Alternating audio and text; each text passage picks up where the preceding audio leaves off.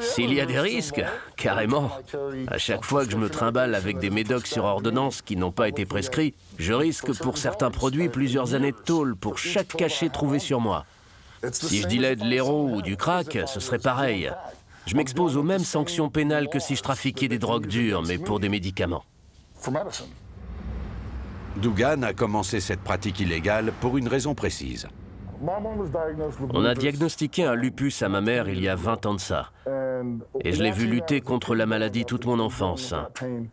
Je la voyais souffrir quotidiennement et elle se retrouvait tous les mois à court de médicaments. Ma mère n'est pas une toxico, elle ne cherche pas la surdose pour se défoncer. Alors quand elle a commencé à galérer pour trouver son traitement, j'ai trouvé une solution.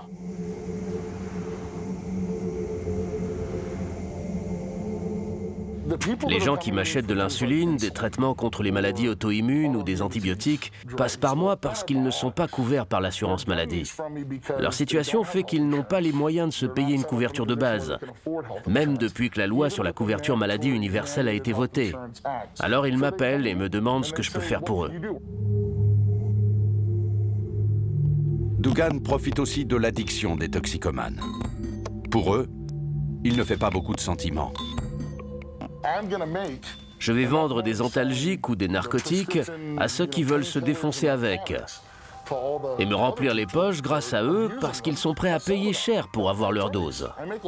Mais derrière, cet argent me permet de me procurer ce dont les gens en galère ont besoin pour aller mieux.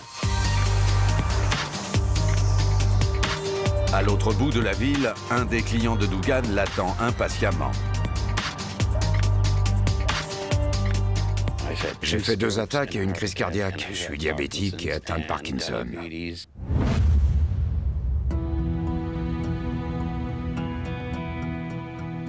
Mon Parkinson provoque des tremblements douloureux.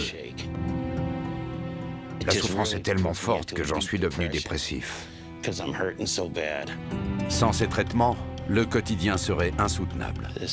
De la pravastatine pour mon cholestérol, du tramadol pour la douleur, et ça, c'est pour dormir. Et ça, c'est du pramipexole pour mon Parkinson. Les ordonnances du médecin de Sam ne couvrent pas ses besoins. Je suis toujours à court alors que je respecte la posologie. Ils m'en donnent pas assez. Ces boîtes couvrent 28 jours de traitement, mais ne sont renouvelables qu'au bout de 30 jours. Sam est terrifié à l'idée de se faire attraper. Je ne tiendrais pas une semaine si je me retrouvais en prison. Ce qui me fait le plus peur, c'est que mon médecin ou mon thérapeute me prenne la main dans le sac. Mais bon, j'ai pas vraiment le choix.